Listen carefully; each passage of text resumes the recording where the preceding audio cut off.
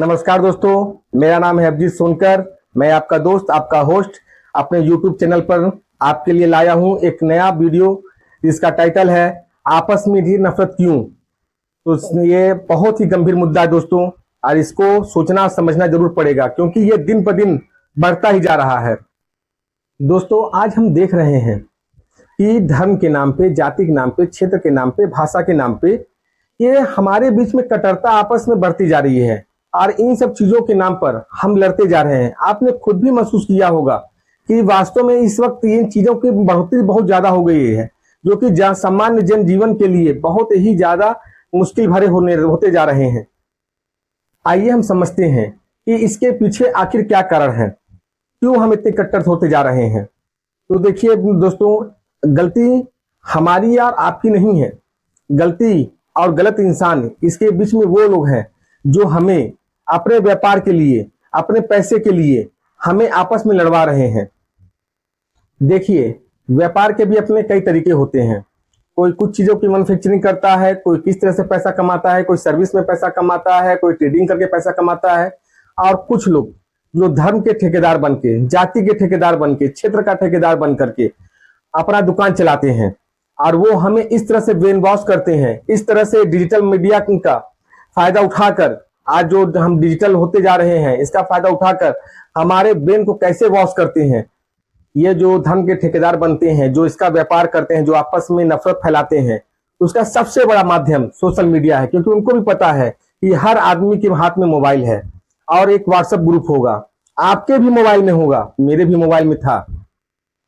आप देखिए, उन व्हाट्सएप ग्रुप पे, उन ग्रुप्स जो डिजिटल मीडिया के माध्यम से बनाए जाते हैं, उन पे ऐसे ऐसे पोस्ट आते हैं, ऐसे ऐसे न्यूज क्रिएट किए जाते हैं। आप देखते होंगे कि उन वीडियो में कोई भी मतलब बहुत बड़ा पत्रकार या बहुत बड़ा वो लेकर नहीं पहुंचते हैं, कैमरा माइक लेकर नहीं पहुंचते हैं। ये छोटे छोटे लोग ये माइक लेकर अपने एजेंटों को भेजते हैं कि आप ऐसा न्यूज क्रिएट करिए और ऐसा क्रिएशन करिए ताकि लोगों के दिल में आग लगे, एक दूसरे के मन में नफरत पैदा हो, एक दूसरे का प्यार भूलकर आपस में लड़ बैठे।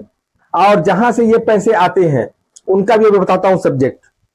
आपने कभी सोचा, कभी ध्यान दिया इस बात को, जिस भी ग्रुप से आप देखते होंगे कि ये धर्म और जातीय के त्योहार पे बनी है, कभी उस पर सकारात्मक खबर नहीं आती है कि हाँ दूसरे धर्म वाले ने हमारी मदद की। कभी इस तरह की खबरें क्यों नहीं उस पर चलाई जाती हैं कि उस जाति वाले ने हमारी मदद की। कभी इस तरह की खबरें नहीं आएंगी, सिर्फ भड़काऊ पोस्ट आएंगे। इससे बचना है दोस्तों, इसको समझना होगा कि ये हमें किस तरह से ब्रेन वॉश करते हैं। इनके जाल में नहीं फंसना है। मैं सभी धर्मों को लोगों से पूछना चाहता हूं, भाई एक बात बताओ, ऐसा कौन सा धर्म है, ऐसा कौन सा मजहब है जिसके प्रमुख धार्मिक स्थलों को कभी वो तत्कालीन राजा जो उस वक्त के सबसे शक्तिशाली हुआ करते थे उसको डिस्ट्रॉय नहीं किए। कोई ऐसा धर्म बता दो जिसके धार्मिक प्लेस को नहीं तोड़ा गया हो। कभी मान लो कि इंसान तोड़ते हैं, कभी मान लो कि उनकी प्रकृति तोड़ती है, तो आखिर जब इतने ताकतवर है, अगर तुम्हारा धर्म इतना ही अच्छा है तो उनके साथ ऐसे हादसे हो कैसे जाते हैं भाई। जब हम ये मानते हैं सब ऊपर वाले की मर्जी के ही देन है, सब ऊपर वाले की ही इच्छा से होता है, ये सभी धर्म के लोग मानते हैं कि जो कुछ भी होता है वो ऊपर वाले की मर्जी से ही होता है। फिर हम आपस में क्यों लड़ रहे हैं भाई, हम उसकी इच्छा में क्यों टांग अड़ाने जा रहे हैं। अब इतना जानने के बाद एक बात बताओ कि तुम्हारा महान है और दूसरे का बकवास है, जो भी उसका कॉन्सेप्ट है, जिसको भी वो फॉलो कर रहा है धर्म के माध्यम से, तो ये तुम कैसे कह सकते हो भाई, कैसे आप बोल सकते हो या तो सब महान है या फिर सब समान है। आइए आगे और भी समझते हैं। जब हम बीमार पड़ते हैं तो हम कभी जब डॉक्टर के पास जाते हैं तो हम डॉक्टर की खासियत, उसकी स्पेशलिटी देखकर जाते हैं या फिर उसका जाति या धर्म देखकर जाते हुए हैं। हम कभी जब हमें ब्लड की जरूरत पड़ती है तो हम ब्लड ग्रुप देखते हैं या फिर डोनर का जाति और धर्म देखते हैं। जो हम खाना खाते हैं, कभी हमने खाना खाने से पहले पूछा या सोचा कि ये से किस धर्म के किसान ने उगाया है, इसे किसी ने लोड करके यहाँ तक पहुंचाया है, कौन इसे मार्केट में लाके बेच रहा है। हम तो अपने पेट भरने से ही खुश रहते हैं, तो फिर ये बीच में ये कहां से सक्सेस हो जाते हैं जो हमें धर्म के नाम पे लड़ा रहे हैं। भाई कैसे सक्सेस हो जा रहे हैं भाई, सोचो जरा। देखिए दोस्तों, जिनका ये उद्देश्य होता है कि धर्म की आड़ में नफरत फैलाकर, दंगे कराकर हम पैसा कमाएंगे। पैसा आता कहां से है, विदेशों से फंडिंग होती है कि हमारा देश एक बहुत ही ग्रो करने वाला देश बन रहा है 5वीं अर्थव्यवस्था से हम 4थी अर्थव्यवस्था तक आ गए हुए हैं।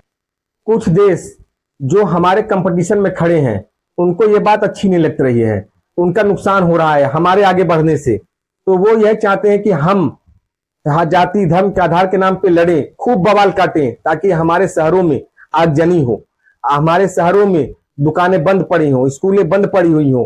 तो हमारे देश में इन्वेस्टर जो बाहर से आते हैं, काम धंधा लेकर आते हैं, व्यापार लेकर आते हैं, जिससे हमारे यहाँ के लोगों को रोजगार की सहूलियतें प्रदान होती हैं, तो वो सब ये चीजें ना हो पाए और हमारे पास जो आय का इनकम है वो धीरे धीरे करके कम होता चला जाए, वो हमें डिस्टर्ब करना चाहते हैं। वो ऐसे लोग, ऐसे कुछ जो देश के दलाल होते हैं, जिनको सिर्फ किसी चीज से मतलब नहीं होता, ना आपकी जाति से, ना आपके धर्म से, किसी चीज से उनका मतलब नहीं होता है। वो सिर्फ और सिर्फ अपना फायदा देखते हैं। ऐसे लोगों को विदेशी ताकतें हायर करती हैं, उनको वो भी जो इनको हायर किया गया वो अपना एक संगठन बनाते हैं और संगठन बना के आपस में लोगों को व्हाट्सएप के जरिए, डिजिटल मीडिया के माध्यम से सबको इस तरह से मैसेजेस फॉरवर्ड करते हैं, ताकि हम लोग के जो भी मन में कुछ चीजों को लेकर आपस में थोड़ी सी भी जो अगर नाराजगी है तो उसको नफरत में बदलते टाइम नहीं लगता है दोस्तों। और ऐसे लोग जो आपको धर्म और जाति के नाम पे भड़का रहे हैं, कभी उनसे पूछिएगा कि भाई एक बात बता कि जब हम धर्म और जाति के नाम पे लड़ रहे हैं तो तुम्हारी फैमिली कहां है, तुम्हारे बच्चे कहां है, तुम्हारे रिश्तेदार कहां है, तुम्हारे घर वाले कहां है, कहां है भाई, हम ही क्यों जाएं, तुम भी अपने पूरे परिवार के साथ चलो।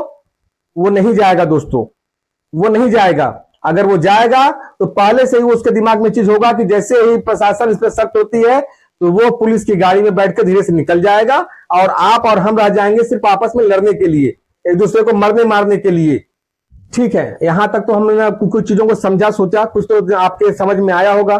चलो एक बात और सोचते हैं, इसका नेक्स्ट लेवल सोचो। अगर मान लो कि जो भी धर्म है, मान लो हिंदू धर्म है, तो अगर पूरी दुनिया में हिंदू धर्म ही हो जाए, ठीक, कोई बाकी दूसरा मतलब ना रहे, गैर हिंदू रहे ही ना, तो क्या होगा? आप खुद सोचो, क्या सब कुछ सारी समस्याएं सॉल्व हो जाएंगी? इसी तरह सोचो कि पूरी दुनिया में इस्लाम का ही राज हो जाए, कोई गैर मुस्लिम ना रहे, तो क्या सब कुछ शांत हो जाएगा, सब कुछ अच्छा हो जाएगा?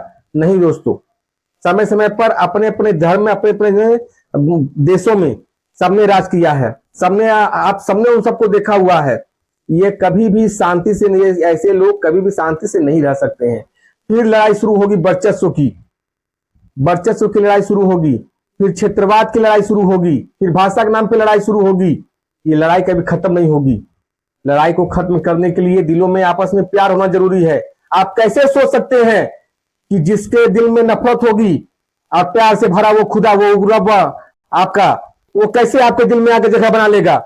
कभी नहीं बन सकता। कभी आप उसके दिल में जगह नहीं बना सकते हैं, ना आप उसको जगह दे पाएंगे, ना वो आपको अपने दिल में जगह दे पाएगा। उस परम शक्ति की जो हमको जीवन देती है, जो हमें मारती है, आप खुद सोचिए, क्या उसको आपकी सहायता की जरूरत है अपने अपमान के लिए, अपने रक्षा करने के लिए? क्या आप इतने काबिल हो चुके हैं कि आप उसकी रक्षा कर लेंगे जो आपको बनाता है, आपको बिगाड़ता है, जिसने पूरी धरती की रचना की हुई है? आप इतने काबिल कि आप उसकी रक्षा कर सकते हैं? क्या आप उससे महान हो गए हैं? खुद से सोचिए। कभी आप और हम उसके सामने चींटी का कहते ना, रोड़ा भी नहीं है, हम एक रोड़ा भी नहीं है हम उसके सामने। हम चल रहे हैं उसकी रक्षा करने के लिए, हम उसकी रक्षा कर पाएंगे? हम हैं इतने काबिल, या खुद को आप उनसे बड़ा मानने लगे हैं? तो नहीं दोस्तों, हम कभी इतने काबिल हो ही नहीं सकते हैं। अगर कोई धर्म के नाम पर अगर आता है कोई आपको भड़काने के लिए, आपको ये बताने के लिए कि हमारा भगवान, हमारा अल्लाह, हमारा मान्यता खतरे में है, तो उससे कहना, भाई खतरे में ये सब नहीं है, खतरे में तेरी दुकान है, जिसके सहारे तू पैसा कमाना चाहता है, हमें आपस में लड़ाना चाहता है। तो भाई ये सब बंद कर, इससे कभी तेरा भला नहीं होगा। धर्म के नाम पे जब हम किसी की दुकान जलाते हैं, तो कभी किसी की जान चली जाती है, तो सोचिए उसके घर में जो उसके माँ जब उसकी माँ विलाप करती होगी, उसके बच्चे रोते होंगे, उसके दिल से निकली हुई आपको कहां ले जाएगी? आज नहीं तो कल इस जमीन पे, चाहे उस आसमान में जहां पे हमारा हिसाब होगा, उस पे आप जब जाएंगे तो आपका क्या हश्र होगा? कभी सोचा इस बारे में आपने? कभी सोचा उस बद्दुआ के बारे में जो आपने खुद अर्जित की है किसी के ब्रेन वॉश में आकर? तो नहीं दोस्तों, हमें किसी की बद्दुआ नहीं कमानी है, हमें सबका प्यार कमाने के लिए यहां भेजा गया हुआ है। आज का सबसे अच्छा आसान तरीका है, दोस्तों देखिए, इसका सॉल्यूशन सबसे अच्छा है कि आप एक काम करिए, सबसे पहला एक काम करिए, शायद थोड़ी सी चीज में आपके अंदर चेंजिंग आ जाए। आप उन व्हाट्सएप ग्रुपों पे या फिर जिन ग्रुपों से डिजिटल माध्यम से या फिर पर्सनल लाइफ में भी जुड़े हुए हैं, जो धार्मिक भड़काऊ तकरीरें करते हैं, जो धार्मिक आपको लड़ाने की प्रेरणा देते हैं, उनको पहले डिलीट करिए, उनसे पहले दूरियां बनाइए। आप खुद देखेंगे दुनिया आपको अच्छी लगने लगेगी, आपको दुनिया खूबसूरत लगने लगेगी। आज हमारा जो देश है वो एक बागीचे की तरह है, जहां पे सभी रंगों के फूलों की जरूरत है। कोई एक रंग का फूल कभी किसी बागीचे को गुलदस्ता अच्छा नहीं बना सकता। हमको सभी बाग में सभी रंगों के फूल चाहिए होते हैं, तभी हमारा देश, यही हमारे देश की पहचान है, और हम इस पहचान को खोने नहीं दे सकते हैं। दोस्तों, ना हिंदुत्व तो खतरे में है, ना इस्लाम खतरे में है। जो करते हैं नफरत का व्यापार, अब उनकी दुकान खतरे में है। तो दोस्तों, अगर आपको ये वीडियो अच्छी लगी हुई हो तो आप इस वीडियो को शेयर करें, लाइक करें, कमेंट करें, और हम आगे भी आपके लिए इसी तरह मेहनत करके अच्छे वीडियो लाते रहेंगे, इंफॉर्मेटिव वीडियो लाते रहेंगे। तो अब अलविदा कहने का वक्त आ गया दोस्तों। जय हिंद, जय भारत।